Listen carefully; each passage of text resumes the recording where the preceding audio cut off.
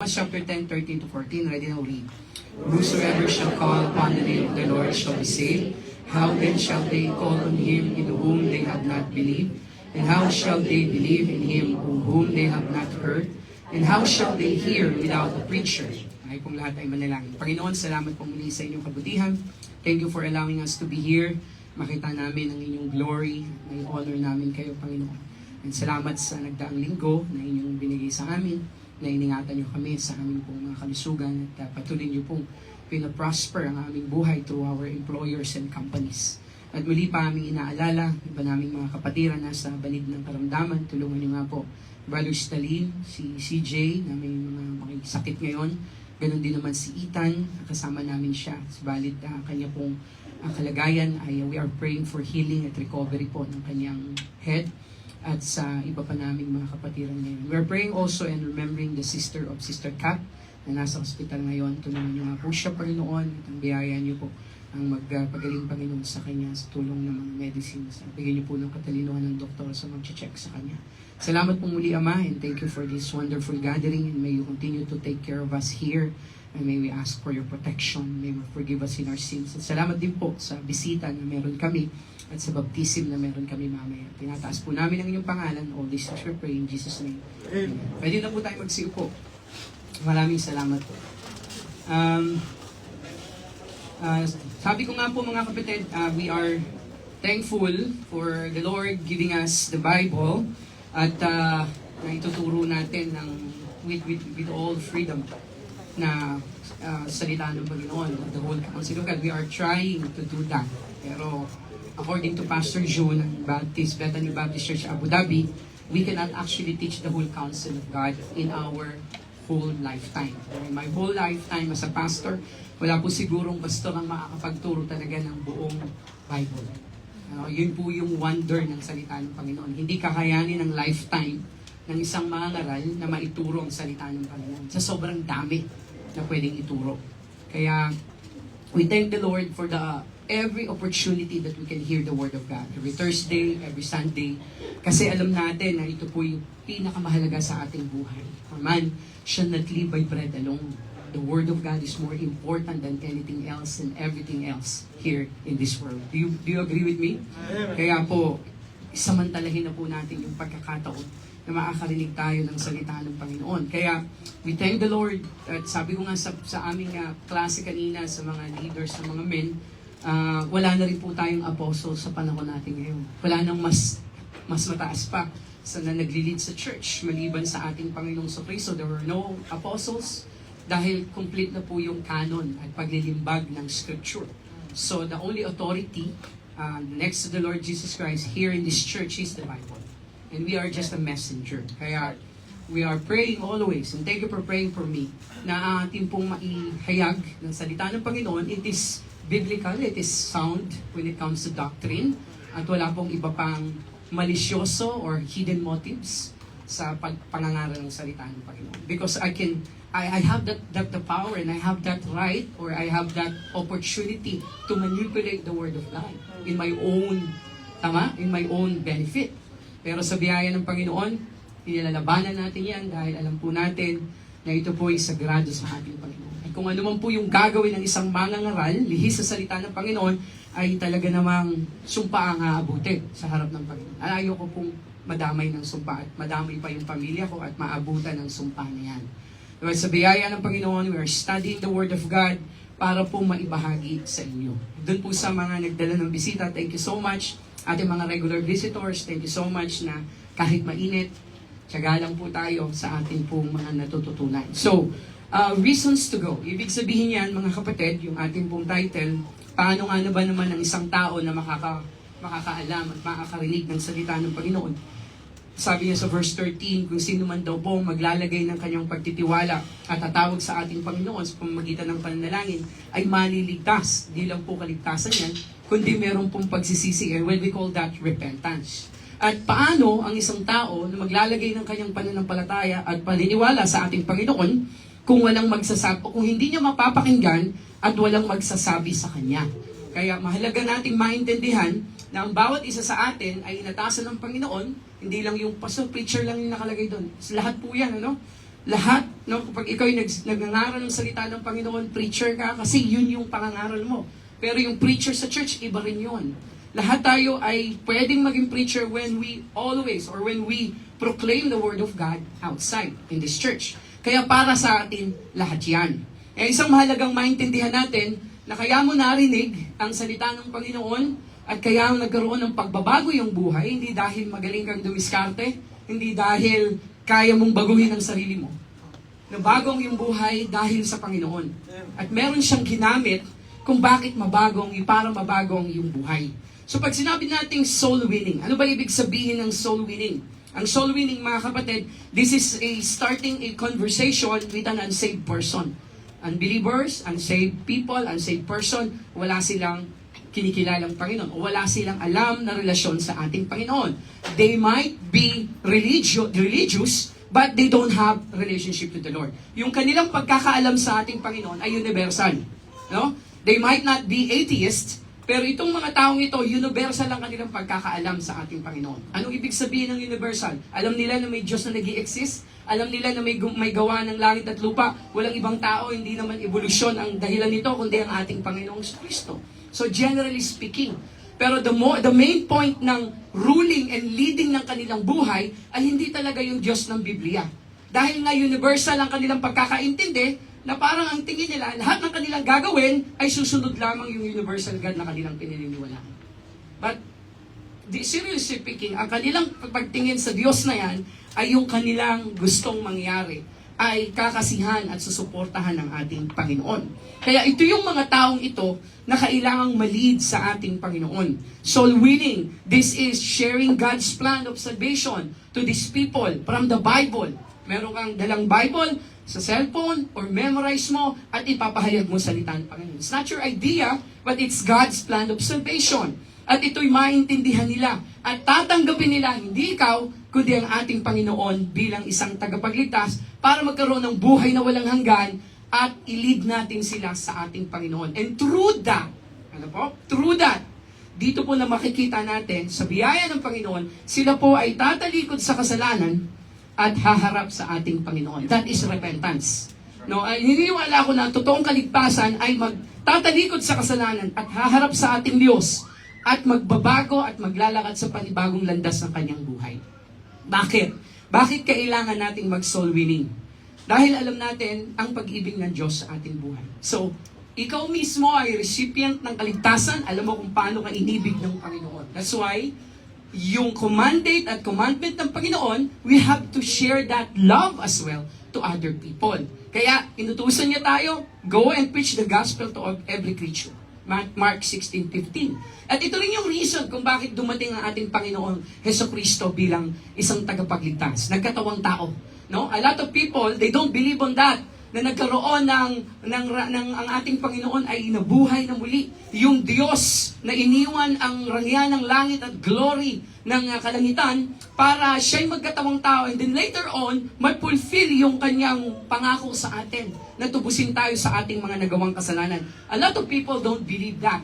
Hindi nila kiniklaim na si Jesus Christ ang siyang tagapagligtas. Pero the Bible is saying clearly and practically ng ating Panginoon, Jesus Christ is the only way and the truth and the life. So, practically speaking, on our day-to-day living, makikita natin dito mga kapatid, why is it that the very obvious, makikita natin that there are obvious reasons why we should be in our Father's business, doing what He desires for us. Yung Father's business, yung ginawa ng ating Panginoon during His earthly ministry nang magbahagi ng salita ng Panginoon. So, these are the reason why we should go and we have to go and tell other people about the Lord Jesus Christ. So meron po tayong 3 soul-winning episodes na ating pong matutunghayan, and we're going to mention here 3 different characters in the New Testament time para nang sa ganon magkaroon tayo ng konting illustration sa kanila pong buhay. At ano ba yung nire-represent nila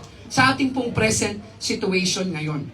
Alam po natin mga kapatid na padami na ng padami ang mga tao dito sa sanlibutan. No? To the point na hindi ko lang alam kung nasa 6 billion na ba or 7 billion na ba ang Earth. Pero kung ano man yan, mga kapatid, mahalaga nating maintindihan na ang bawat isang isinisilang, kailangan nilang tagapagligtas. Walang iba kundi ang ating Panginoon. By the time na sila ay magkaroon ng sense of accountability at alam na nila yung mali at tama, kailangan nila ng tagapagligtas. Kaya gusto nating maintindihan yung ating mandate, mga kapatid. At ito'y kinumand at inutos sa atin ng Panginoon. So, ibig sabihin lang, listen to this, kung hindi ka nagsosoul win, kung hindi ka nagbabahagi ng salita ng Panginoon, na inutos niya, then you are not right with God. Hindi tama at hindi tayo naaayon. At wala tayong sa kalooban ng Panginoon kung hindi natin ito ginagawa. Hindi tama at hindi maayos ang ating relasyon sa Panginoon. Sa totoo lang, kung Bible ang ating pag-uusapan. So ito po yung 3 passages, references, kung saan titingnan natin yung tatlong characters na ito. Isa dyan yung Acts chapter 8 verse 27, Acts chapter 9 verse 1, and Acts chapter 10 verse 1. So doon lang po kayo sa chapter 8, 9, 10 ng Acts, at doon lang po natin paikot-ikutin yung salita ng yung mga pag-uusapan natin sa tatlong characters na ito. Andiyan na po ba kayo? Acts chapter 8, 9, 10. Acts chapter 8, 9, 10. Unahin muna po natin yung Acts chapter 8 verse 27. Okay? Tatlong chapters, ano po? Ito po yung una nating character. Ano po sabi sa verse 27 ng Acts chapter 8? Ready now, read. And he arose and went, and behold, a man of Ethiopia, a eunuch of a great authority, under Candace, queen of the Ethiopians, who had the charge of all her treasure, breathing out the threatenings and slaughter against the disciples of the Lord, went unto the high priest. Second character, Saul. And later on, na naging Paul. And then Acts chapter 10 verse 1, sabi dyan, there was a certain man in Caesarea called Cornelius, a centurion of the band called the Italian band. Pangatlo, si Cornelius. At itong tatlong to, mga kapatid, we should say na sila rin po yung masasabi nating nagre-represent ng iba't ibang mga races at kung paano ba nila nakita ang kahalagahan ng salita ng Panginoon sa kanilang buhay. At bawat isa sa kanila, ma-categorize natin kung anong klaseng tao sila, background of their life, education maybe, ano yung posisyon nila, ano yung trabaho nila during that time. At ano yung desire ng puso nila, which is lahat tayo makaka-adapt. Number 1 reason, mga kapatid, to be a soul winner, or ano ba yung reason para ikaw ay magbahagi ng salita ng Panginoon, it is because, number 1, all people have the same heartache. So meron po tayong mga sarili at kanya-kanyang kapighatian. Tama ba ang Tagalog ng heartache? Kapighatian? Tama? Tama ba? Tama, di ba? Kapighatian. Heartache. Sakit ng puso. Iba yung sakit sa puso sa sakit ng puso. Kasakitan ng puso. Yan. Kapighatian. Lahat po ba mag-a-agree na ang lahat sa isa sa atin ay merong dinadalang mga kapighatian sa ating puso? Lahat po ba? In different ways. Alam po? At alam ng Panginoon yan. Kung titingnan natin, mga kapatid, yung background and ethnic background ng tatlong ito, meron silang iba-ibang heartaches or meron silang iisang heartaches. Tingnan natin. Bible history, kung ating pong sisimulan doon sa kung saan after the flood na tayo. Kasi yung creation, di ba? Creation and then flood. Lahat ng mga tao, pagdating kay Noah, namatay, nawala. At natira lamang yung kanyang pamilya. At doon nagsimula yung mga races na ating kinabibilangan ngayon. Well, of course, technically, galing talaga tayo kay Eva at Adan. Pero pagdating dun sa usapin na kay Noah na talaga at sa kanyang mga anak, galing talaga yung ating mga races. Yung Bible history natin, yung lumabas na tatlong anak na lalaki ni Noah sa ark, ano yung mga pangalan nila? Ham, Shem, and Japheth. So, kung hindi nyo pa po ito alam sa mga bago, pero yung mga dati na, alam nyo na to. Yung Ham, dyan po nagsimula, hindi yung inuulam mo sa breakfast. Hindi yun, no? Hindi yun. Yung kay Ham, na anak ni Noah, dyan po galing descendants ng Africa. Okay? Ito po yung nagre-represent yung Ethiopian eunuch. Yung Ethiopian eunuch, Africa yan. Siyempre, Ethiopia. At yun po yung mga descendants ng mga kaibigan nating mga itim. Hindi naman halos lahat itim yan. Kasi South Africa, meron namang mapuputi. Pero ito po yung descendants ni Ham. Diyan po kumalat yan. At yung kay Shem naman, sa biyaya ng Panginoon, napasama tayo dyan. Dahil si Shem, ang kanya namang descendants ay sa Middle East at sa Asia. Ano?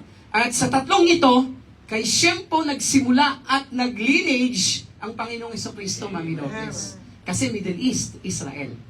Okay? Kay Shem. Hindi kay Ham, hindi kay Japhet. Okay? So si Shem po yung hindi napasama nung sinalbahin nila yung tatay nila. Hindi sumama si Shem doon. Well, in fact, siya pa yung nag-rebuke. Okay? Pero ang nagpasimula noon si Ham. Okay? Yung kasalanan na yun na ginawa nila sa kanilang tatay nung nakita nila yung kahubaran. At maintindihan natin dito mga kapatid, yung descendant ni Shem, Middle East, Asia, at ang nagre-represent dyan ay si Saul. Tama? Kasi yung gawain ay yung pag-spread ng gospel, Middle East talaga yan. Middle East and then Asia. Okay? Kaya Asia Minor. Si Apostle Paul ang nagdala ng mensahe sa ating lugar. And then, yung si Japhet, which is the last son, siya naman po yung descendants ng mga lahing puti or Caucasians. At siya naman po yung sa Europe. Ano? Yan. So, tatlo lang naman yan. At lahat na-occupy na yung lahat ng mga kontinente na yan. Kaya maintindihan natin mga kapatid, ay yung representative naman ng Europe or kay Japhet na descendant, si Cornelius. Bakit? Kasi Gentile siya. Siya yung na-witnessan at nabahagian, nag-preach si Peter sa kanya at siya yung na-convert during that time bilang isang hentil. Ano po yung kinalaman sa kanilang heartache, mga kapatid? They are all sons of Adam. Meaning, kasalanan. At makasalanan sila. Yun ang number one point natin dito. Lahat tayo na nagsimula or sumunod dun sa mga descendants na yan, nagsimula sa ating si Adan hanggang sa mga anak ni Noah, nagkaroon ng categorize yung uri at kulay ng balat, yung culture, okay, background and everything, lahat ng yan, ang same heartache, kasalanan. So, ang first point, kasalanan ang ating pag-uusapan. Amen? Amen. Parang hindi kayo okay sa kasalanan. Amen? Amen. Ang ganda ng timing ni Ate Roda. Nandito siya ngayon. Kasalanan yung ating pag-uusapan. At kung meron man kayo na illustration na maririnig ngayon, alam niyo na kung kanino galing. Ano? Joke lang. No? Pero kasalanan to, mga kapatid. Romans chapter 5 verse 12. Wherefore, as by one man sin entered in the world, and death passed upon all men, for that all have sinned. Ang sabi nga po ng isang tao ng pangalan na Stan Harris, sabi niya, it is not a skin problem, but it is a sin problem. Iba-iba man po ang kulay ng ating balat, pero iisa lamang po ang heartache na nagpapahirap sa atin. Walang iba kundi kasalanan. At ang sabi niya pa, it is not a race problem, kundi it is a grace problem. I like this. Stan Harris. Hindi po ang problema yung ating race o yung pinanggalingan lahi. Ang problema ay yung biyaya ng Panginoon ay hindi natin nakikita sa ating buhay. It's because of sin. We all had a problem of sin, mga kapatid. At nakakalungkot lang isipin, dahil yung mga social gospel or yung public reformation, wala silang ibang layunin, kundi i-reforma, okay, sa pamamagitan ng relihiyon, ang lipunan. May masama ba doon, Pastor? Wala akong nakikitang masama doon because they are trying to educate the wrong from the right. Pero ang gusto ko lang i-point out, masyadong general ang approach na to the point, nasa iyo yan kung sundin mo o hindi. Na ang kanilang pinipilit na binibigay na solusyon ay, ito yung wag mong gawin, ito yung gawin mo. Pero hindi talaga pinopoint out at ine-educate, okay, yung totoong root cause kung bakit ba merong problema sa lipunan. At ang problema ng lipunan ay walang iba kundi kasalanan. The problem in this world, it is not about men's weaknesses. Di ba? Ano yung madalas na litanya ng mga taong nagkakasala sa kanilang asawa?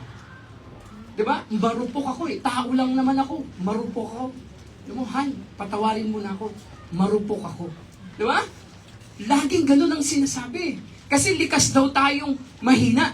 Pero ang root cause talaga, hindi naman talaga kahinaan, kundi wickedness. It's not weakness, kundi wickedness. Amen? Gina-justify lang natin. At sinasabi natin, wala namang perpektong tao. Pero kung ating pong uuriin, lahat tama kahinaan. Pero bakit hindi tayo pumunta doon sa root cause? Kaya nga si Apostle Pablo, mga kapatid, kinategorize niya at binigyan niya ng difference yung sin sa sins. Ulitin ko ha. Sin, singular, sins, plural. Ang sabi ni Apostle Paul, yung sin, this is the root of my problem. Root, ugat. At ito yung reference ko sa mga actions ko, kaya ako gumagawa ng kasalanan. Alright? And then yung pangalawa naman, yung sins. Kung yung sin, the root of my problem, yung sins, plural form, this is the root of my problem. Amen po ba? Yung sin, ugat, yung mga kasalanan, yun ang bunga ng kasalanan. So anong ibig sabihin nito? Ang publiko, they are trying to combat, they are trying to educate the public, the government, about the sins. Okay? But they are not trying to go deeper than that, which is the root of sin. Kaya gumagawa sila ng kanilang mga rehabilitation, programa, o pag nag-drug addict ka, naging addict ka dyan, punta ka dito. O kapag yung mga iniwan ng mga asawa dahil sumakabilang bahay, diba? Kailangan mo ng counseling. Dito ka. Yung mga OFW na ganito yung nangyari sa abroad, na-depress ka, magsusuicide ka, dito ka. Gumagawa sila ng solusyon sa kasalanan according to the solution that they know. Tama? Bilang proyekto ng gobyerno. Pero ang church nagtuturo na ating lutasin ang puksain ang root cause ng problema, kundi kasalanan. Amen? So ito po yung dapat nating maintindihan, mga kapatid. Kaya nga, yung Romans 3:23, Paul summarizes in a single verse na ganito, for all have sinned. Anong sabi doon? Past tense yun, ha? For all have sinned. Okay? Ibig sabihin, sa lahat na nagmula sa lineage ni Adam, okay? Kaya nga si Jesus Christ, wala siyang kasalanan kasi hindi naman siya galing kay Adam eh. Wala siyang seed ni Adam. Do you agree with me? Wala siyang seed. Lahat tayo may seed ni Adam. Kaya tayo ay guilty and convicted na tayo'y nagkasala. At ang sabi niya, for all have sinned, past tense, from the time of Adam, and our present time, in our daily experience, and are falling short or come short to the glory of God. Ibig sabihin lang yan, patuloy na magkakasala ang tao. Kasi hindi lang dahil sa root sin, meron ding fruit of sin. Kaya gusto nating maintindihan, paano ba ito lalabanan? No? And I should say, walang ahensya, walang dami ng pera, walang tao siguro na may mga degree na pagiging great psychologist or counselor ang makakapag-deal ng problema na ito. Dahil walang ibang solusyon sa problema, kundi ang ating Panginoong Hesukristo. Siya lamang. At alam niyo po ba, mga kapatid, we can prevent these things or against sin. Okay? So in dealing in this problem, we should be in the root problem. We have to tackle, to combat sin before we handle the root of sin. Okay? Kapag napuksa ang root ng kasalanan, which is, we have to accept the Lord Jesus Christ, right to relationship to the Lord. Tama? We have this repentance, pagsunod sa ating Panginoon kahit mahirap. And then magre-resulta ito sa bunga ng righteousness. Magiging perfect po ba, Pastor? Hindi nga magiging perfect eh. Pero, mababawasan at mai-eliminate. That instead of fruits of sin, it will become fruits of righteousness. Yan yung magiging resulta ng solusyon kapag sinulusyonan natin magmula sa ating Panginoon. Okay? Which is only Jesus Christ can solve this problem and root cause by His grace. Hindi nga sa mabuti nating gawa. We cannot combat the root of sin with our good works. Han, magbabago na talaga ako, Han. Pagbigyan mo na lang ako, isa pa. Hindi na ako mambababae. Ayun, ang lalaki naman. Mas lumala, di ba? Kasi hindi na combat yung root cause. Walang relasyon sa Panginoon. Magsisimba na talaga ako. Aatin na ako dyan. Dadalhin natin yung santo, yung birhen dito sa bahay na to para mawala yung mga masasamang espiritu. Walang nangyaring solusyon. Tingin niyo ba makakatulong yun? Hindi. Ay, yung demonyo nasa loob ng katawan niyo, sa puso eh. Diba? Kahit anong santo pa yung lagay mo sa bahay. Kaya gusto nating maintindihan yan, mga kapatid. By the grace of God and not our works. Okay? Lahat tayo hindi aabot sa kaluwalhatian ng Panginoon. Hindi lang po ang preventive measure, kundi ang ating Panginoon, relasyon natin sa Kanya, sa pagiging totoong ligtas, at pagbabago ng buhay tungo sa ating Panginoon. Pangalawa, yung salita ng Panginoon. Saan ba tayo nakabase? What is the basis of our faith? Paano natin nalaman na si Jesus Christ ito? Na siya palang tagapagligtas? Paano natin nalaman na may sinasabi pala ang Diyos pagdating sa bagay nito? Kung wala ang Bible. So, pahalagahan natin ang Word of God. Kaya nga, Bible baptist. Ano? Maintindihan natin yan. This is the greatest weapon that we can have. Psalm 119 verse 1, 11. You don't have the luxury to open on that. John 15:7, John 17:7, 2 Timothy 3:16, 17. It has been often observed that the Bible will keep one from sinning or sin will keep one from the Bible. Yun ang sabi. Kapag babasahin lang natin ito at i-apply sa ating buhay, we will keep ourselves from sinning. At kung hindi naman natin ito babasahin, sin will keep us away from the Bible. Kaya napakahalagang maintindihan. Ngayon, tingnan natin mga kapatid. Huwag na tayong lumayo. Yung unang nagkaroon ng kasalanan na ginawa dito sa mundong ito, balikan natin sila. Adam and Eve. Alam niyo po ba mga kapatid ewan ko kung na-observe niyo na to. Yung kanilang kasalanan na nagawa sa ating Panginoon. Right? Nagresulta ito ng 7-fold consequences. Again, what you sow is what you reap. You do sin, you will reap consequence. You do blessing or you do good things, obey the Lord, you will reap blessing. Simpleng-simple lang. Hindi po complicated ang salita ng Panginoon. Napaka-clear and simple instruction.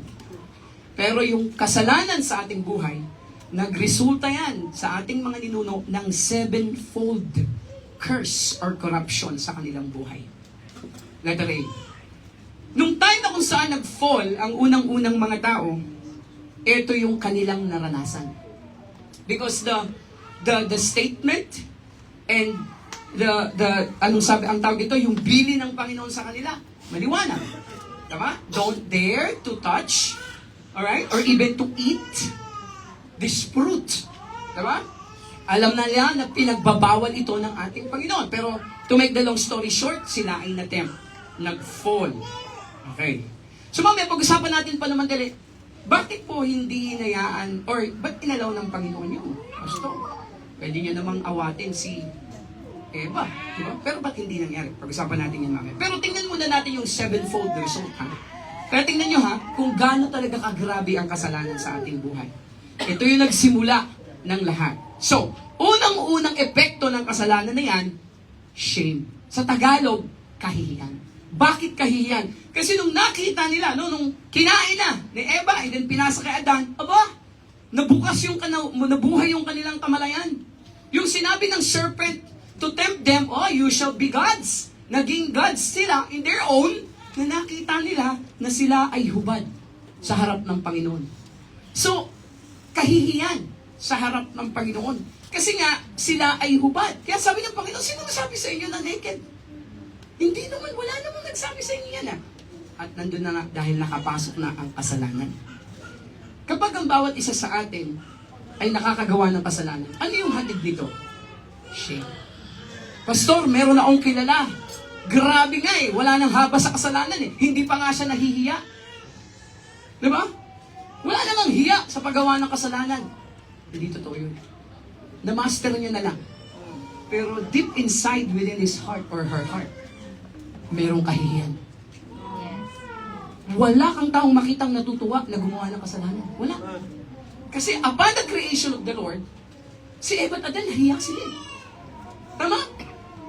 Nahiya sila. Naging hustler na lang yung iba. Pero sa totoo lang, nahihiya yan mga yan. Shame. Pangalawa, yung epekto ng 7-fold na yan, ng kasalanan, fear. Takot. Natakot sila sa Panginoon. Nagtago sila. They hid from God because of their wickedness. At naniniwala ako, yung kanilang pagtago sa Panginoon, hindi naman dahil doon sa hubad sila, dahil sa ginawa nila. Kaya di ba ang sabi ng Bible, your sin will find you out. Kahit anong tago mo sa kasalanan, lalabas at lalabas. Kaya nga yung mga tao natatakot. Yung iba nga po, nag-i-enjoy ng pastor. Again, na-master na nila din. Pero sa totoo lang, takot din yung mga yan. Na mahuli ng asawa nila sa Pilipinas. Takot din yan. Fear. Third, epekto ng kasalanan. Discord. Bakit discord? Di nagsisihan sila. Di ba pag gumagawa tayo ng kasalanan, may mga taong gumagawa ng kasalanan, magaling manisi. Para mapagtagpan yung ginagawa niyang pagkukulang at pagkakasala, ipinapasa sa iba. Amen? Sino sabing may babae ako? Wala akong babae. Bakit mabango ka lagi at maalis ka ha? Mabango ka lagi. Hindi ka dating ganyan. Wala akong babae. Yeah? Huwag mo nga akong pagbintangan tapos para hindi mapunta sa kanya yung topic, gumagawa ng paraan para mapunta sa asawa or sa ibang lugar. They blame each other. Point out fingers. Yan ang kasalanan. Discord. Amen? Paghiwa-hiwalayin ang pamilya. Discord.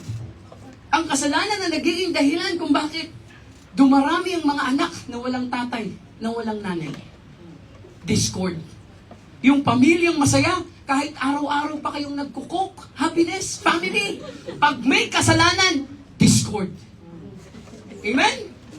Wala nang sarap ang cook kung si tatay nasa ibang bahay na.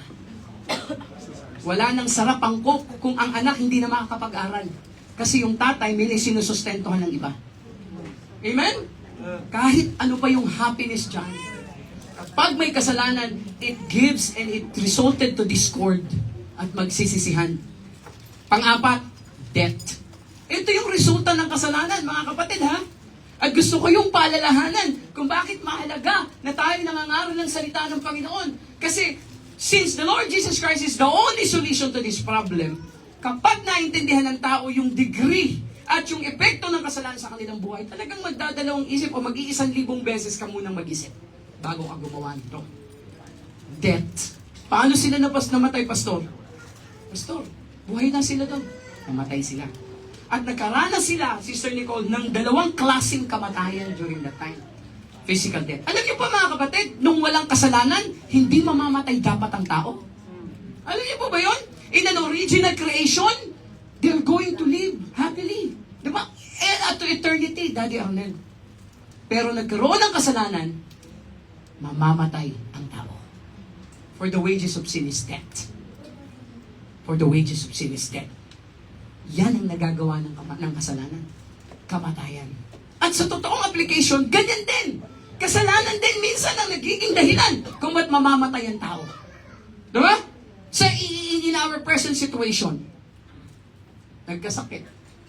Hindi pa sana mamamatay, pero napadali yung pagkamatay. Bakit? Dahil sa kasalanan. Pag-inom, mga bisyo, mga sakit sexually, napadali ang kamatayan dahil sa kasalanan. Amen ba? Yan. And ang masakit pa, yung physical death. Hindi pa masyado eh. Yung spiritual death. Ano yung spiritual death? Habang buhay na pagkawalay. Hindi lang habang buhay, no? Eternity na pagkawalay sa ating Panginoon. Yun yung seryosong part. Na ikaw, hindi lang, di ba, kita mo ha? Yung isang tao na namatay. May mga tao na namatay na parang, imbis na malungkot, nagbunyi pa yung mga tao, buti na lang namatay na to.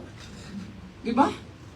Dumadami na yung mga tatay na walang mga anak na walang tatay dahil dito, buti na lang talaga namatay na to. Pero ilang kami, ilang kaming babae na nagkaroon ng anak sa taong ito. Imbis na matuwa, or imbis na malungkot sa kamatayan, natuwa pa, may mga taong ganon. Miserable na nga sila nung namatay, mas miserable pa nung napunta sa impyerno. Ganyan ang kasalanan. Not only shame, fear, discord, death, Panglima, suffering. Akala lang natin kung minsan, yung mga gumagawa ng kasalanan, ang sarap siguro ng buhay nito. Oh. Ang daming pera. Kahit sa illegal, nabibili yung gusto nilang gawin. Di ba? Nagbibenta ng mga bawal na mga gamot para magkapera. Ang sarap naman ng buhay ni Sir tsaka ni Ma'am. Ang gaganda ng mga sasakyan, involved sa mga illegal and everything. Pero mga kapatid, may suffering. Nag-iintay lang ng pagkakataon na singilin sila sa kanilang ginagawa. Amen? And then suffering. Ang masakit pa ito, mga kapatid, kaya dahil sa kasalanan na to, nagkaroon ng sorrow sa conception eh. Kaya yung mga babae, kailangan na nilang manganak. Dahil sa kasalanan.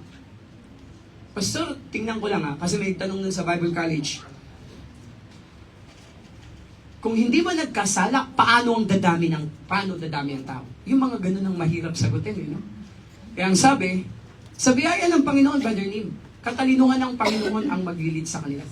Kung paano magmumultiply ang tao na hindi dadaan sa sexualidad. Amen ba? Or sex. Yun yung karunungan ng Panginoon. Pero hindi nga nangyari dahil sa kasalanan. So ang nangyari, yung resulta nun, sorrow in conception and childbirth. Kailangan na yung isang paa ng nanay nasa hukay at yung isang paa ng nanay nasa buhay. Kasi nga maintindihan natin na wala namang masarap or madali sa kasalanan. Letter F, weariness of labor. Isa pang dahilan kung bakit kailangan nating magtrabaho dahil din sa kasalanan. During their time, they were well provided. Nandun na lahat. Kukonsume na lang nila. You can eat everything except from this. Well provided by the Lord. Pero dahil sa kasalanan, kailangan nating magtrabaho. Amen? Kaya nga nabanggit ng Bible, there is no rest for the wicked. Ang sabi ng Bible, dahil lahat tayo ay makasalanan sa harap ng Panginoon, kailangan nating magtrabaho. Kaya kung meron kayong makikita, alam sa bahay ninyo, halimbawa si Jesmar, no? Sabihin ni Jersel sa kanya, Jersel, tamad-tamad ka. Hindi ka dapat magtamad-tamad kasi makasalanan ka. Kailangan mo magtrabaho. Diba? Sa totoo lang. Yun ang essence niyan sa Bible. Hindi tayo pwedeng magtamad kasi nature na yan natin na makapagiging makasalanan. We have to work so that we can eat. Yan ang principle.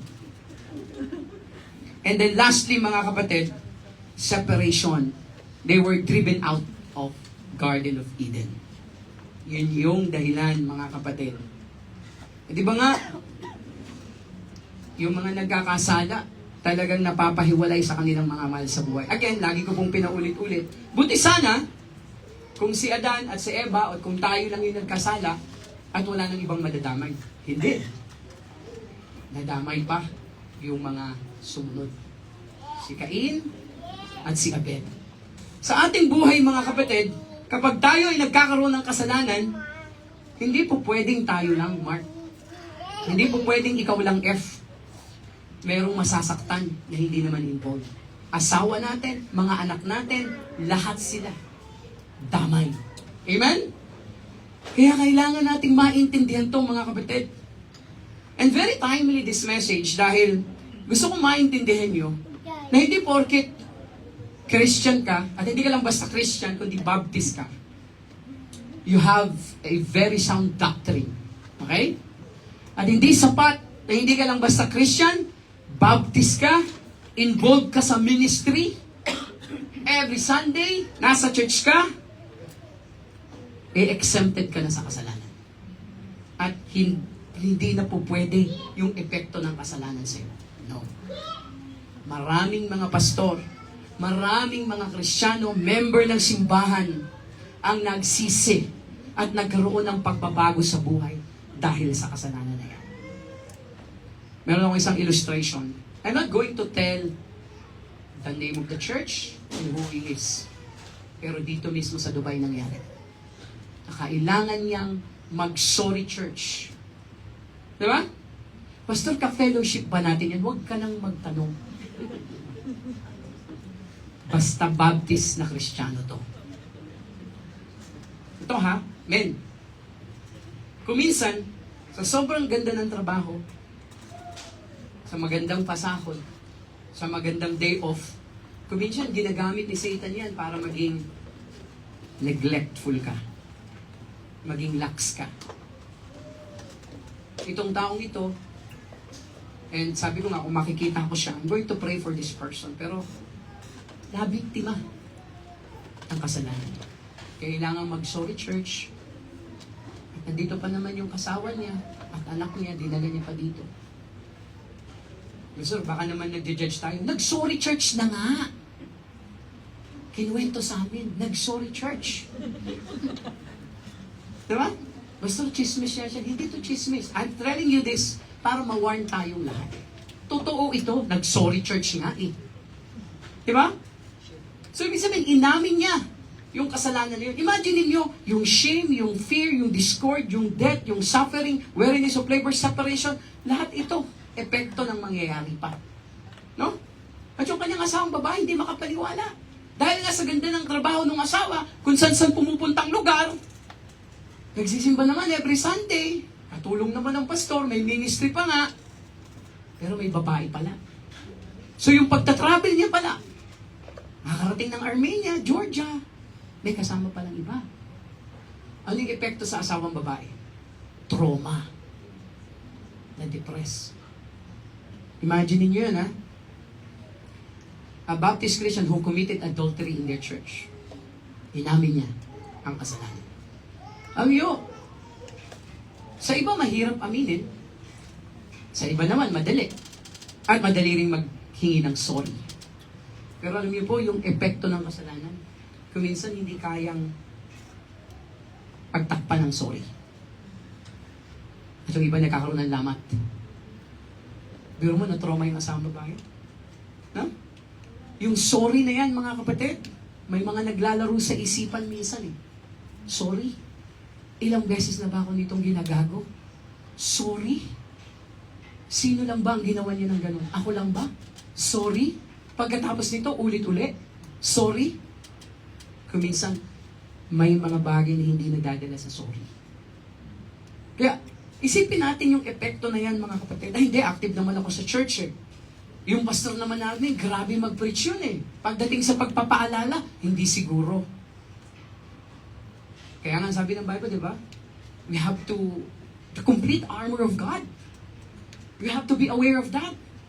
Di ba? Sword of the Spirit, which is the Bible, shield of faith, breastplate of righteousness. Kasi nga, yung kaaway, hindi tumitigil yan. At kung minsan ginagamit yung ganda ng trabaho, Sister Freya, para maging lax. Blessing, ang ganda ng, ang laki ng sweldo eh. Pumupunta sa ibang mga lugar eh. Pero dahilan na ba yun para magkasala tayo? At gumawa tayo ng kawalang iyan? Hindi dahilan yun. Hindi yun dahilan. Kaya mga kapatid, ang root cause ng lahat ng ito, yung commonality ng mga taong ito, ay heartache, walang iba kundi ang kasalanan. Ang solusyon, the Lord Jesus Christ. His blood. If that sin will not be paid with the blood of the Lord Jesus Christ, ito pang matindi. Ang sabi nila, kapag ikaw'y gumawa ng kasalanan, ang final destination daw nun, kamatayan. Maaring ikamatay. Lahat naman tayo pupunta sa kamatayan. Yung iba napapadali lang dahil sa kasalanan. Pero alam niyo mga kapatid, yung kamatayan ng isang taong makasalanan, that is not our final destination. Ako napanood ko yun eh. Ang ganda kaya nun. Ang daming part nun, di ba? Pero hindi totoo yun. Ang final destination, hell. Hindi yung kamatayan. Share lang, mararamdaman ng bawat isa ang sunog sa impyerno. Sabi ng Bible. Pastor, may katawan ba ako? Ang mangyayari ba? Di ba pag yung glorified body ng mga taong ligtas, ikakabit ng ganun yan para pumunta sa langit? Eh paano po yung pupunta sa impyerno? Ganun din ang mangyayari. Tsaka teka, hindi lang naman basta katawan ang nakakaramdam ng sakit. Alam niyo po bang nakakaramdam ng sakit maliban sa katawan? Kaluluwa. At mas masakit ang kaluluwa. Di ba? Ano sabi ng mga nanay? Ano sabi ng mga tao? Haplitin niyo na ako, saktan niyo na ako, paluin niyo na ako, wag lang masasakit na salita. Kasi yun yung tumatago sa kaluluwa mo.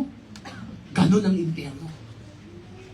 Mga kapatid, hell is real. 162 pages speak about unrepentant people going to hell.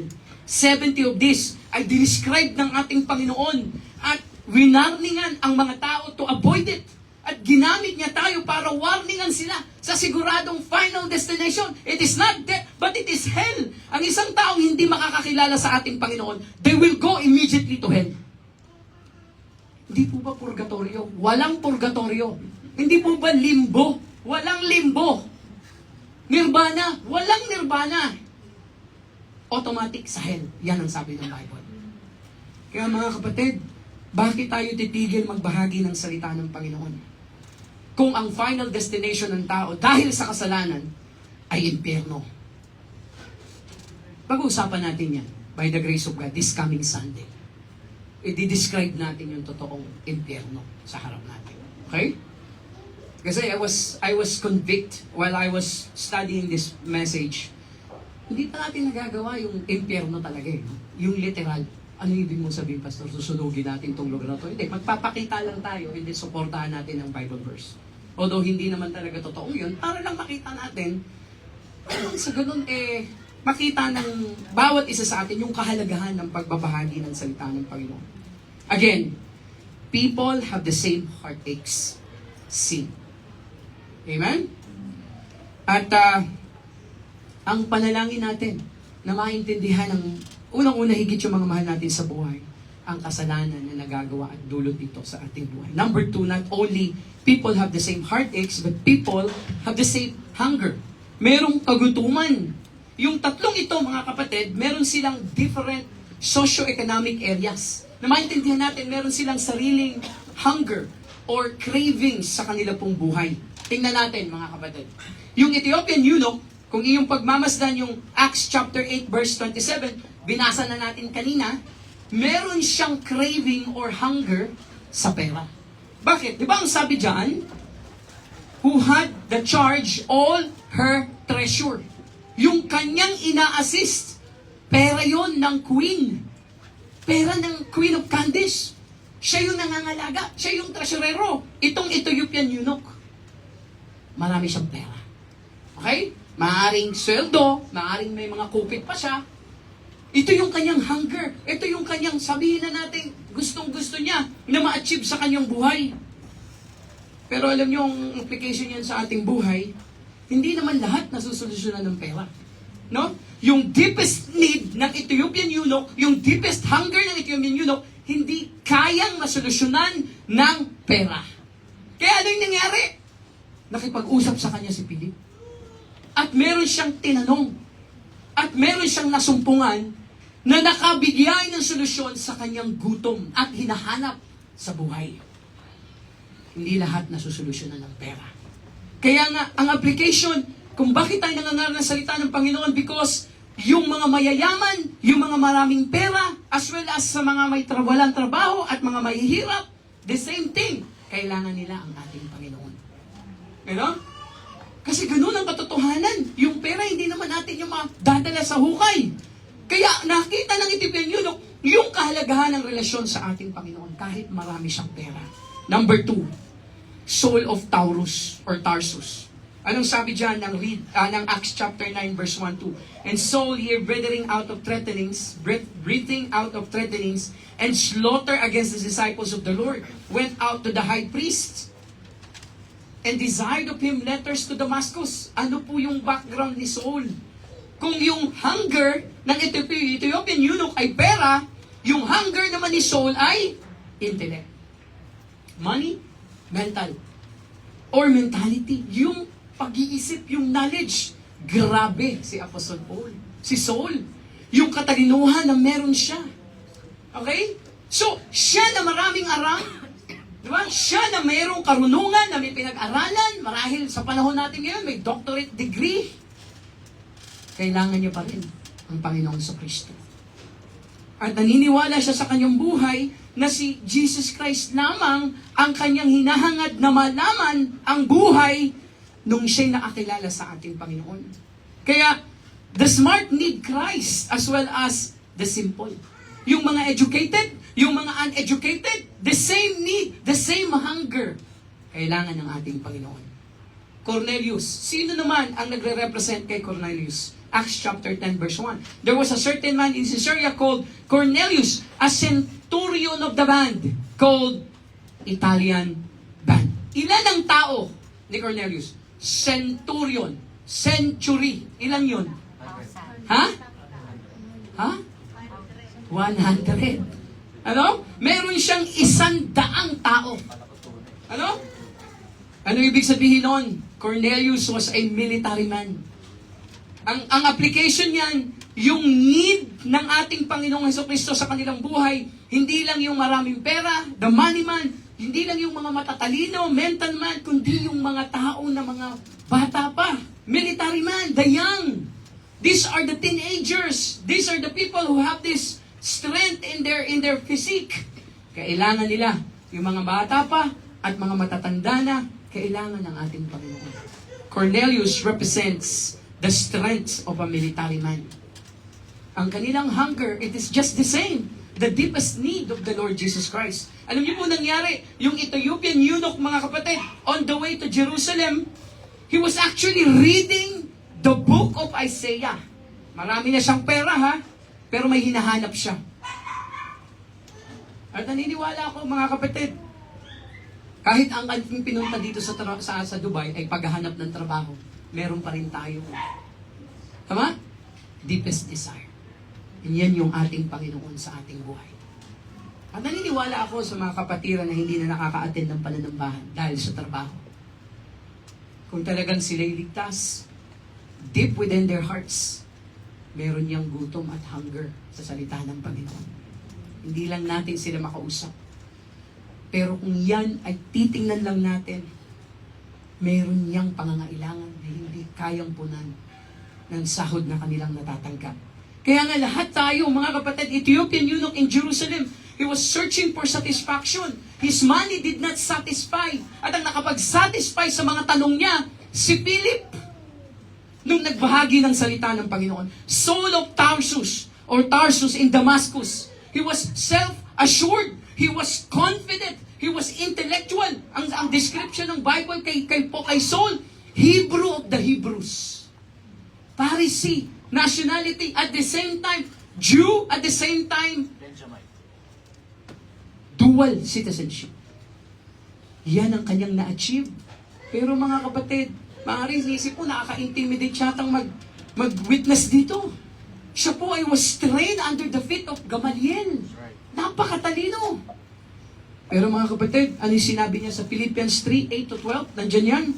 Yeah, doubtless and I count all things but loss for the excellency of the knowledge of Christ. Ibig sabihin, lahat ng aking ginawa ay nawala ng kabuluhan kumpara sa ating Panginoon at pagkakilala ko sa Kanya. For whom I have suffered the loss of all things and do count them but dung. Ano po yung dung? Excretion. Pupo ng hayop. Ang sabi niya, lahat ng aking na-achieve, pupulang sa harap ng Panginoon. Kaya ang desire niya, and be found in Him not having my own righteousness. Sabi ng verse 10, that I may know Him. 11, if by any means I might attain unto the resurrection of the dead. Verse 12, not as though I had already attained, either were already perfect, but I follow after. Hindi siya nakontento sa kanyang mga nasaksihan at sa kanyang naabot sa pangangaral ng Ebanghelyo. Hindi pa niya na-achieve yung maturity, pero hindi siya humihintong makilala pa ang ating Panginoon. Dahil alam niya, hindi niya lulubusang maaarok ang katalinuhan at kaalaman na meron ng ating Panginoon. But he tried his very best. Yun ang katotohanan niyan, mga kapatid. Sa ating buhay, hindi natin pwedeng ipagyabang yung ating katalinuhan. Hindi natin pwedeng ipagmalaki yung posisyon natin sa trabaho. According to Paul, ang lahat ng yan ay wala kumpara sa ating Panginoon at sa nais niyang ipagawa sa Kanya. Kaya, nagbigay siya ng kanyang decision sa kanyang buhay na up to the last breath of his life, he is going to know and serve the Lord in his life. Yan ang katotohanan, mga kapatid. Walang pera, walang katalinuhan, ang makakapag-satisfy sa ating hinahanap. And then thirdly, Cornelius. He was an Italian band leader, but he wanted to know God. And then he prayed and gave his money. He had religion, but he doesn't have relationship with God. Kaya nga si Peter, di ba? Ni-request niya na puntahan niya si Peter para makausap niya pagdating sa ating Panginoong Jesucristo. Mga kapatid, lahat ng tatlong nabanggit natin, makaka-relate tayo sa ating mga kalagayan. No? Dahil nakakalungkot lang, may mga Kristiyano, may mga tao na hindi at tumitigil kilalanin ng Panginoon through the Bible, through the preaching, dahil ang kanilang hinahanap daw ay trabaho at mapagkakakitaan. May mga tao na ayaw ibigay ang kalakasan sa Panginoon dahil mas inuuna nilang i-serve yung pleasure ng kanilang youth sa kanilang buhay. May mga matatalino na hindi naniniwala sa ating Panginoon. Alam niyo po ang kaibahan ng lahat ng ito? Pananampalataya. Ano? You cannot tell to a doctor directly at sasabihin mo pag namatay siya, pupunta siya sa impyerno. They don't believe in that. Per se, I'm not saying generally, pero may mga matatalinong tao that they don't even dare to believe that there is hell, that there is heaven, and then there is God. Sa totoo lang. Dahil masyado silang self-sufficient. Masyado silang magaling in their own way. That they forget that at the end of the day, ang sabi ng Bible sa Philippians, every knee shall bow. Whether you like it or not. Kahit hindi mo sa tanang buhay mo, ni hindi mo in-acknowledge that the Lord is Jesus and Christ and the Lord and Savior of your life, kahit hindi mo i-acknowledge yan, at the end of your life, haharap ka pa rin. And every knee shall bow. Yun ang kaibahan natin. Pananampalataya. Wala silang ganon. Pakita mo nga sa akin yan, Brad. Totoo ba na may impyerno? Pakitaan mo ko. Ito yung mga magagaling. No? Meron ako isang nakausap eh. Alam niyo pong sagot ko sa kanya? Ito lang yan, sir. Hindi kita mapapakitaan na merong impyerno. Pero kung meron bang papasok sa eksena, yung tao na yan, halimbawa lang ha, biglang may papasok dito sa pinag-uusapan natin, na nagliliyab yung itsura. Sino yung superhero na nagliliyab? Sa Fantastic Four, no? Yung Human Torch. Sir, sa tingin mo ba maniniwala ka na galing siya sa impyerno? Hindi. O hindi nga rin naman pala maniniwala eh. Pero the fact na sinabi ng Bible, pinaniniwalaan. At nandun ang pananampalataya. Yun ang kaibahan natin, mga kapatid. Matatalino sila, marami silang pera, pero the same thing, meron silang pangangailangan at pananampalataya sa Panginoon lamang ang makakasolusyon ng hinahanap na yan at wala nang iba. Kaya faith is very important in the foundation of our Christianity. Kaya huwag mong tatalikuran yan. Dapat mag-grow ka pa kasi lang yung pwede nating panghawakan. No? Wala tayong katalinuhan na kagaya nila. Yung tinapos marahil natin hindi kagaya ng tinapos nila. Wala tayong mansyon dito sa lupa. Pero may mansyon tayo sa langit. Anong kaibahan? Pananampalataya. Hindi naman yan sila maniniwala na may mansyon sa langit, di ba? Dahil nga wala silang pananampalataya. Pag-uusapan pa natin yan mamaya. All people have the same heartache. All people have the same hunger. Thirdly, all people need the same help. No? Lahat tayo may pangangailangan at kailangan ng tulong. Sino dito yung self-sufficient na sobrang independent mo na hindi mo na kailangan ng tulong? Meron ba dito? Wala. Kasi may mga naririnig ako, sir, ako pumunta ako sa abroad, by my own lang talaga, sir. Walang nagpautang sa akin, walang SS. Ako, SS ang nagpapunta sa akin dito eh. Bakit? Nangutang ako eh. Nangutang ako sa SS, nangutang ako sa Pag-ibig. Para may pantikit. And then, si Sister May, syempre, pinautang din ako. Di ba? Alam niyo po ba mga kapatid, na walang magsasabi dito sa kalagitnaan na ikaw lang ang talagang kakaahon ng buhay mo sa paghihirap? Meron bang ganon? Self-made man? Wala. Kung meron kang makita na pagong na nasa taas ng bakod,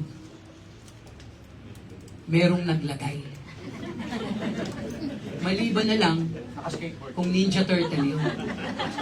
Di ba yan? Natatawa tayo, di ba? Pag uy, yung pagong nakaakyat sa pader.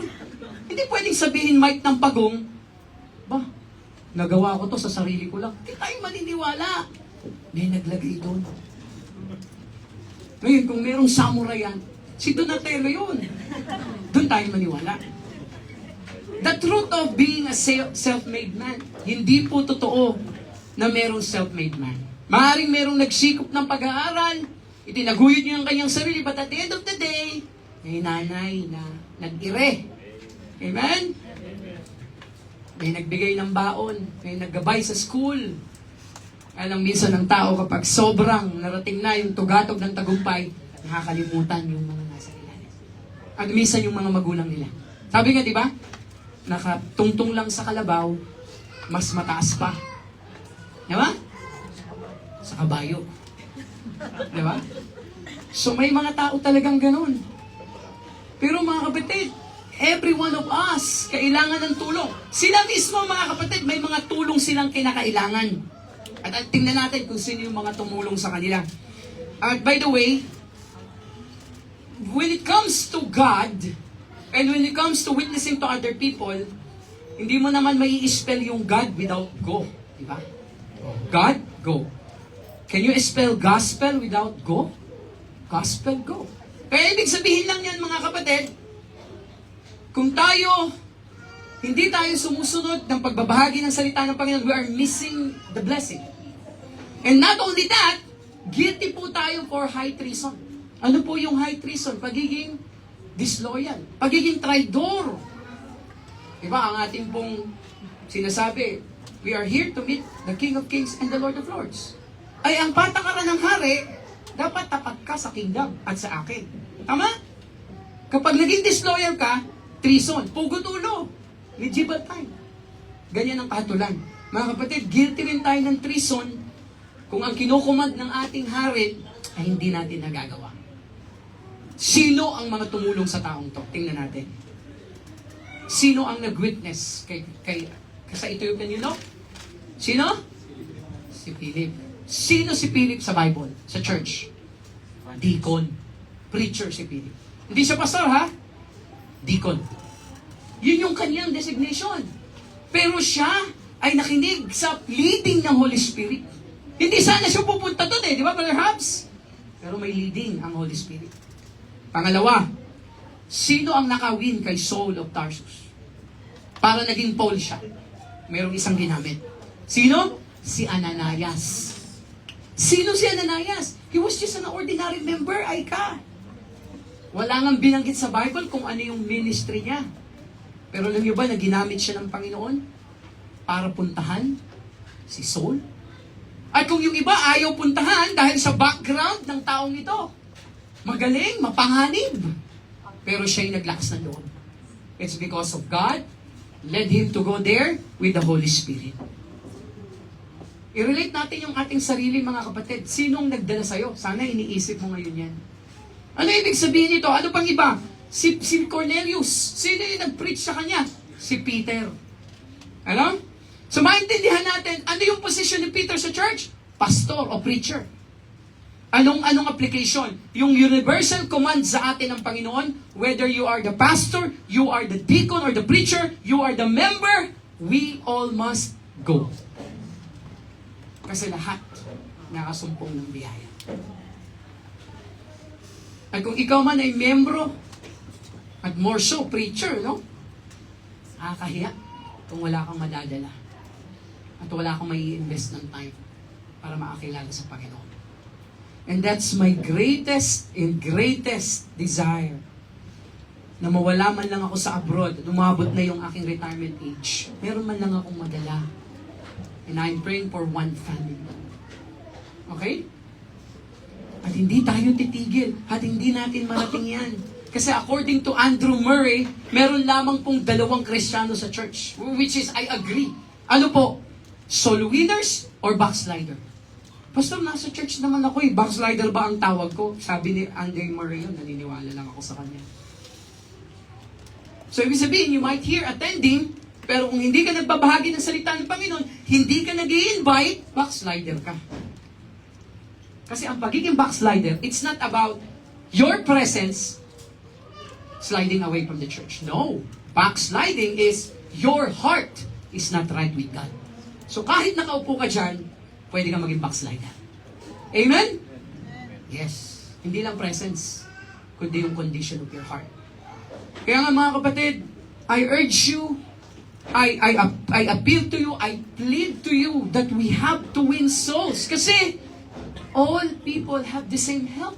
Kung walang tumulong sa ating makapunta na dito, mapunta sa church, naka-abroad ka nga, wala ka naman sa church, anong buhay ang meron ka? No. Meron kami pinag-uusapan ni Sister May. Merong isang kakilala, yung kakilala niya, Jesus mo na naman yan, Pastor. Chismis na naman yan. Hindi ito chismis eh. Pero parang chismis kasi pumasa-pasa eh. Pero alam mo, yung source, reliable yung source. Kaya sabi ko, hindi ito chismis. Tsaka, alam nyo, ang magiging chismis lang naman pag pinasa namin sa iba, no? At pinangalanan namin, Pastor, pinapasa mo sa church. Hindi po na to, serve as illustration. Para ma-avoid natin. Okay? At naniniwala ko na ganitong kalakaran sa Dubai. Meron siyang 3 anak sa Pilipinas. Ito nga, no? Kaya kailangan talaga natin mag-win. Itong babae ito, bata pa ito marahil eh. Wala siyang alam sa Bible. At wala siyang alam yung epekto ng kasalanan sa kanyang buhay. Siguro dahil nang dala na rin ng kabataan, nagkaroon siya ng 3 anak sa Pilipinas. Iba-iba ng tatay. No? Tapos dito siya nag-abroad. Dito naman siya nagkaroon ng kanyang kalaguyo. Ibang lahi this time. Siguro, yung pakiramdam ng babae, nabigo ako sa pag-ibig ko in the past, siguro itong ibang lahi, baka tototohanin ako. Nung nalamang buntis siya, nawala na rin yung number. Hindi na niya makontak. At ang masakit pa, nakulong pa siya sa Sharjah. Kasi walang papeles. At nagtatago yung tatay. Ang 4 na tatay ng 4 niyang anak. Kasalanan. Amen? Sisisihin ba natin? Hindi natin sisisihin kasi kasalanan nga eh. Normal sa tao. Pero kung walang maggagabay, walang magtuturo, walang Kristo na tinanggap, hindi lahat magbabago. At patuloy pa rin sa pagkakamali. And again, patuloy ko itong sinasabi sa inyo mga kapatid, hindi solusyon ang kasalanan. Okay? Para masolusyonan ng isang kasalanan. Hindi pwedeng solusyonan ng mali ang isa pang pagkakamali. Kaya kailangan nating maintindihan yan, mga kapatid.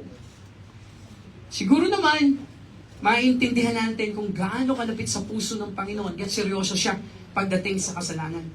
At si Deacon Philip, mga kapatid, he was actually willing to be available. Kahit preacher siya, para lang mabahagian itong taong ito. You know, he left the crowd, the church, para pumunta siya doon sa nangangailangan ng bahagian ng salita ng Panginoon. And then, si Cornelius, or si Ananias, even though na siya po ay marahil insignificant yung kanyang role sa church, an ordinary member, but he was willing to go. Okay? And to reach the famous persecutor in the name of Saul. Nandun yung kanyang tapang na mabahagi ang salita ng Panginoon. Kahit ordinary member lang siya. And then preacher or Pastor Peter, nung siya ay pumunta doon kay Cornelius, even though na siya ay Hudyo, at yung kakausapin niya, Brother Randy, ay Hentil, he was willing to do that. Kasi ano yun, at the end of the day, ang mag-i-empower naman sa atin ang Holy Spirit. So nakakahiya itong witnessan, kasi itong kasamahan ko to sa trabaho, magaling talaga to. Malaki ang sahod dito. Wala naman siyang faith. Share mo yung faith mo. Amen? Sa totoo lang, kung marami man siyang alam at hindi mo alam, pero meron kang sure na alam na hindi niya alam. At doon ang pabor na ibibigay sa iyo ng Panginoon. Diba? Kung makakapag-win ka ng taong matalino, bawa si Brother Randy, daming alam nito eh. Nanga ka lang ng 1 oras. Kaya mo siya magsalita, mapapagod din yun. Tapos sa 1 oras, Sir, pwede ako naman. Romans Road. Kung hindi makinig yan sa'yo. Amen? Siyempre, by the power of the Holy Spirit. Hindi yung sarili mong galing. Huwag mo nang sabayan, matalino talaga eh. Pero yung banal na Espiritu ang siyang kikilos para maunawaan niya ang salita ng Panginoon. So all men have the same heartaches, all men the same hunger, all men need the same help. And then lastly, all people need the same hope. Kailangan natin ng pag-asa, mga kapatid. And closing na po tayo, mga kapatid. Madali lang to. Itong last point, alam naman natin ang pag-asa na ating hinahanap ay nasa ating Panginoong Kristo lang. Okay? At wala ang pag-asa sa trabaho. Ayo? Pastor, wala na po kaming makain eh. The Lord will provide. Just don't stop searching and looking for a job. Okay? Tuloy lang tayo. Kasi lahat na yan ipoprovide ng ating Panginoon. Pero syempre, ang part natin, magsipag tayo. Hindi naman tayo si Juan Tamad eh. Ganun ba yung Panginoon? Ihiga na lang tayo, hintayin natin na bumagsak yung bayabas. Pastor, apple yun. Hindi, Juan Tamad bayabas yun. Walang apple sa Pilipinas. Diba? So, hihintayin lang natin mga kapatid na bumagsak yan. Siyempre, magtatrabaho din tayo. At ang pag-asa natin dyan, ang ating Panginoon. There was a time that Peter acknowledged who Jesus was in his life. Ano? John chapter 6, 66 to 69. From the time many of his disciples went back and walked no more with him. Then said Jesus unto the 12, will you also go away? Then Simon Peter answered him, Lord, to whom shall we go? Thou hast the words of eternal life. No? And we believe that are sure that thou art that Christ, the Son of the living God. Amen. So ibig sabihin lang, pinoclaim ni Simon Peter na si Jesus Christ lang talaga ang natatanging pag-asa ng lahat. Okay? Kaya gusto nating maintindihan yan. By the way, our kids, let's train them not to do that. Okay? Let's train them. Kasi para maintindihan nila yung sacredness ng pananambahan. So, ito po yung gusto nating maintindihan dyan. Ang gusto nating maintindihan dyan yung na ang ating Panginoon lamang ang siyang daan at halaga ng ating buhay. Jesus is not a good way to heaven. Jesus is not the best way to heaven. Jesus is the only way to heaven. Kaya nga nang sabi ng Colossians chapter 3 verse 2, sabi doon, set your affection on things above, not on things on earth. Kasi lahat ng mga tao ngayon, binibigay yung kanilang best for earthly things. Na balang araw naman, iiwan natin ito. That's why the Bible says, we have to lay up treasures in heaven. And by the way, mga kapatid, heaven is real. Totoo ang heaven. At napakarami mga verses sa Bible na nagsasabi. Okay, Pastor, asan po ba ang langit? First heaven? Yung tatlo pong heaven ang pinag-uusapan natin when it comes to the Bible. Yung first heaven, ito po yung earth's atmospheric. Ibig sabihin, yung nakikita natin sa langit, yung ulap, yung nagbibigay ng rain, the heaven gave rain, James chapter 5 verse 18, yan yung first heaven. Second heaven is the outer space. The stars shall fall from heaven, Matthew 24 verse 29. At yung third heaven is the throne of God, abode of the Lord. So hindi natin ito nakikita. Okay? Kasi kahit yung outer space, ilan lang yung nakikita nun. Pero yung third heaven, mga kapatid, merong kinalalagyan talaga yung abode of God. At yan po yung Revelation 3 verse 12. New Jerusalem which cometh down out of heaven from my God. And then si Paul nag-testify sa 2 Corinthians 12, 2-4. I knew a man in Christ caught up to the third heaven. So yung po kinakategorize ang langit, mga kapatid. So kapag namatay po ba ang isang taong ligtas, saan po ba pupunta? Okay? Ang sabi ng salita ng ating Panginoon, tayo po, yung ating pong spirit at yung ating kaluluwa, immediately pupunta sa langit. At yung ating pong katawan na ililibing, panandaliang matutulog, katawan ito at yung second coming ng ating Panginoon, ay kanya po iyang bubuhayin. Okay?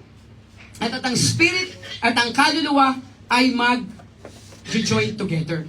Yun po ang sabi ng Panginoon. To be absent from the body and to be present with the Lord. Yun po yung mga sinasabi ng Bible when it comes to the heaven. Them also which sleep in Jesus will God bring with Him. 1 Thessalonians 4:14. For the hope which is laid up you in heaven. Colossians 1:5. But ye are come unto Mount Zion, the heavenly Jerusalem. Hebrews 12:22. At napakarami pang iba na sinasabi ng ating Panginoon. For I am in heaven, there shall also my servant be. John 14 or 12:26. I go and prepare a place for you. There where I am, there ye may be also. John 14:3. You know that if our earthly house of this tabernacle were dissolved, physical death, we have a building of God, a house not made with hands, eternal in heavens. 2 Corinthians chapter 5, verse 1. So sa pagbabalik ng ating Panginoon, lahat ng tumanggap sa Kanya will return to earth with Christ. Ang sabi ng Zechariah 14:5, the Lord my God shall come, and all the saints with thee. And after the 100 years of Christ's rule on earth, God will destroy the first earth with fire, and He will create a new heavens, new earth, and a new Jerusalem city, which will include to be like 1,500 miles wide, 1,500 miles long, and 1,500 miles high. At ito yung description na sinasabi sa Revelation 21, verses 1 to 3. Yaan ang katotohanan ng pag-asa na meron tayo sa ating Panginoon. Kaya nga, di ba, sabi, pag nasa langit, no more tears, no more pain, no more problems, no more sin kapag nasa langit. And heaven is our home. Kaya mga kapatid, these are the description of heaven. This heaven is where God's throne is. Matthew 6:9. It is a sinless, holy place. Revelation 12:21-27. Beautiful and clean. Revelation 21:21. The street of the city was pure gold, as it were transparent glass. River of life and tree of life. Revelation 22, verse 1-2. Angels were there. The voice of many angels above the throne in heaven. Revelation 5:11. Father, Son, and Holy Spirit, nandun sila lahat. They shall see His face as one. Revelation 22, verse 4. Place of reward. Rejoice and be exceeding glad, for great is your reward in heaven. Matthew 5:12. Revelation 22, verse 12. Place of separation from the wicked.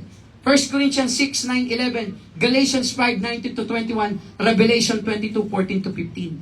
At ang believers also resides there. This is the place of joy and happiness. All good earthly gifts come from above in heaven. Sabi niya ng John 3:27, a man can receive nothing except it be given him from heaven. God assigns angels in heaven para sa atin na pupunta doon. God's word, which we have in our hands, is settled forever in heaven. Psalm 119, verse 89. Forever, O Lord, thy word is settled in heaven. Lahat ng ito, mga kapatid, saved people from every kindred, tongue, people, nationalities will be there. Revelation chapter 5, verse 9. And we shall have a glorified body like Christ. We shall be like Him. 1 John 3:2. Heaven is eternal. A place of memory. Pastor, makakaalala pa ba ako sa heaven? Yes. Even David will meet his son. 2 Samuel 12:22, verse 23. Sinabi niya, nakita ko ang aking anak sa langit. We shall sit down with Abraham, Isaac, and Jacob in the kingdom of heaven. Matthew chapter 8, verse 11. Our satisfaction in all our needs will be fulfilled in heaven. Sharing in Christ's glory. Colossians chapter 3, verse 4. And because heaven is wonderful place, and in demand in our present situation. Alam niyo ba, mga kapatid, that there was one pastor in Mexico who is selling heaven? Napanood namin ni Gab. Napanood niyo? Nakita mo lang. Sabi ko, Gab, baka naman prank yan. Hindi, daddy, totoo. Ano ang binibenta ng pastor na to, ha? Pakinggan niyo to, baka bumili kayo. $1 per square foot. Huh? Ngayon, kung bibili ka ng ektarya, aabot to ng 100,000 something plus dollars. Meron bang naloko? Meron! Nakalagay doon yung account number, transfer mo na lang. Meron ka ng langit na uuwian. Hindi mo na kailangan magbayad. Amen? Kasi meron na tayong slot talaga doon. Ba't kailangan pang magbayad? Diba? Yumaman tuloy yung pastor. Brad, huwag kang mag-alala, di ko gagawin yun. Matatalino kayo dito, magagaling kayo. Diba? Totoo yan! Tingnan nyo, merong ganyan. Talagang may mga naluloko pa rin. Ang tawag sa Bible sa ganyan, sila yung false prophet. Yan. Biro mo, binenta ang langit. Galing naman ng pastor na yun. Magaling. Siguro magaling mag-condition prayer. Pero mo, nakabenta siya. Meron talaga. Alright? And you know what? Totoo naman, na ang lahat ng yan may enjoy natin after of our life here on earth. Pero alam niyo po ba mga kapatid, this is true, that we can enjoy heaven here on earth. We can still enjoy heaven while here on earth. Na pwede nating ma-enjoy yan habang hindi pa tayo namamatay. At isang pruweba na makita natin na yung langit sa ating present situation, habang tayo nabubuhay pa, di ba langit kapag nakita mo na binabago ang ating buhay? May mga kasalanan dati na hindi na natin ginagawa. It is because of that promise of the Lord. Heaven sa isang asawang babae na yung asawang lalaki niya nabago yung buhay dahil sa ating Panginoon sa Kristo. Amen? Ganon din sa asawang lalaki. Heaven, kapag nakita niyo yung asawa niyong babae, na iba na yung priority sa kanyang buhay. Kaya, let me call one of our brothers na masasabi natin yung ginawa ng Panginoon sa kanyang buhay, siguro sa buhay ng kanyang asawa sa Pilipinas, isang kasiyahan na makita na nai-involve siya sa gawain ng Panginoon at nagiging active siya, involved din siya sa ating discipleship. No? So, sa ating pagtatapos, tawagin natin yung ating last part ng ating pong preaching. Ay, hindi pa po tayo tapos. Tawagin po natin si Brother Mike. Amen. Wala. Testimony. Matapang to, matapang, magte-testimony.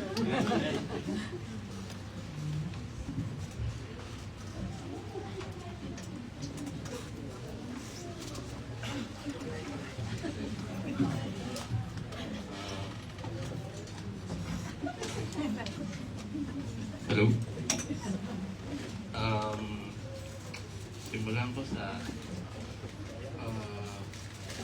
siguro yung pagpunta ko na pagdating ko dito sa Dubai. Before kasi syempre Catholic, tapos galing din sa Catholic school. So ayun lang yung alam ko pagdating sa church. So come and go lang. Tapos, actually, hindi ko naman din na susundan yung sa pare pagdating sa sinantok na ako bago matapos. Tapos, ayun yung normal. And pagdating ko dito, syempre ako lang mag-isa. Yun, may work naman. Tapos, feeling ko may kulang sa parang gusto kong magsimba. Naghahanap ako ng masisimbahan. Tapos, ayun, nakapag-try ako dito sa St. Mary's mga 3 times. Hindi ko maramdaman. Sabi ko parang may kulang or may makita. Parang come and go lang. Then, since ka-work ko naman to si Jen. Actually, hindi niya talaga ako inaya.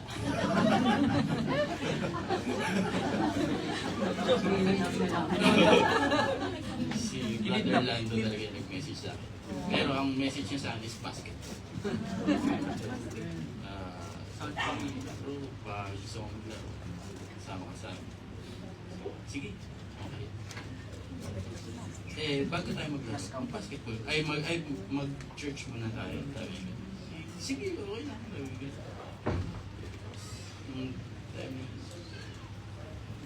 Nung first time ko dito, napahanga ako doon sa preaching ng pastor. Parang agos. Ang saksi. After nun, syempre may mga palabsin pa rin ako nun kasi hindi ko pa na parang nalilito pa ako kung ano yung madalas pag mini-message ako nakakapunta.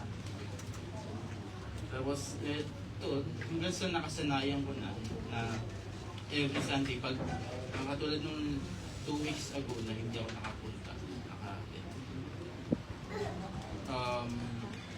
parang may kulang. Parang hindi na ito yung normal na Sunday na nasa bahay ako. Nawala naman ako talagang ginawa nung Sunday. Iba na pala yung parang nakasanayan ko na Tapos, may changes din sa akin na nangyari. Like for example, kapag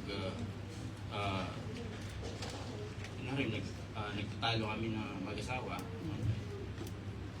parang meron na sa akin na uy, dapat iba ka na. Parang yung sa isip ko na, nakita mo na na hindi ka na ito, hindi ka na dapat ganito mag-isip. Parang kailangan mo ipakita na may changes sa'yo dahil Christian ka na. Parang ayun yung mga parang nagiging normal na sa akin sa when it comes to decision making, tapos kung paano ka mag-react sa environment mo, sa tao. And hopefully, magtuloy-tuloy pa and mag-grow pa ka. Yeah, short. Thank you, Brother Mike. Sa sobrang kaba mo, Brad, di mo na nakita yung guide mo. Alright, so ramdam natin yung sincerity sa buhay ni Brother Mike. And thank the Lord for that. At ako, talagang alam ko si Sister Jen talaga. Pero talagang sa biyaya ng Panginoon, no? Yung mga ginagamit talaga. And yun naman yung magiging part natin. At salamat din sa pagiging sports-minded ng bawat isa. Hindi lang actually si Mike, pati sila Ian. Lahat naman to basketball nang galing di ba? Pero at least we see to it as this church na yung mga yan, accessories lang. Pero yung main feature talaga is yung salita ng Panginoon, yung relationship natin sa Panginoon. Kaya kayo, kinakabahan naman ako ngayon kasi wala na tayong basketball. Joke lang. Balik din natin, laro na tayo. Kaya, ganun din si JC. I thank the Lord for that. Kaya, Jace, ikaw siguro yung susunod. Wala na si Jace, hindi ko pa masabi. May pasok. Oh, sige, kaya we thank the Lord for that. Na-bless po ba kayo kay Brother Mike? Ang lahat ng yan, to God be the glory. At ginagamit lang po tayo ng ating Panginoon. At siya yung maitaas sa ating buhay ang ating Panginoon. At salamat, Brother Mike. At natutuwa ako kasi hindi lang yung nakikita mo mismo at naririnig dito. Hanggang dito na. Kita ko na talagang nag-e-effort ka na i-apply yan sa labas. Most especially sa family mo. Kasi sino ba yung unang makakakita ng epekto kundi yung pamilya mo. Diba? Hindi mo naman kailangang ipagsigawan yan Diba? Pwede ba ipopost mo sa Facebook, Christian, ako grabe, the Lord is good. Ipopost mo gano'n. Hindi. Hindi yun Diba? Hindi mo yan kailangan i-post. Ang kailangan makita talaga yan sa buhay mo. At application-wise talaga. So tayo pong lahat ay tumayo at tayo po yung manalangin. Panginoon, salamat.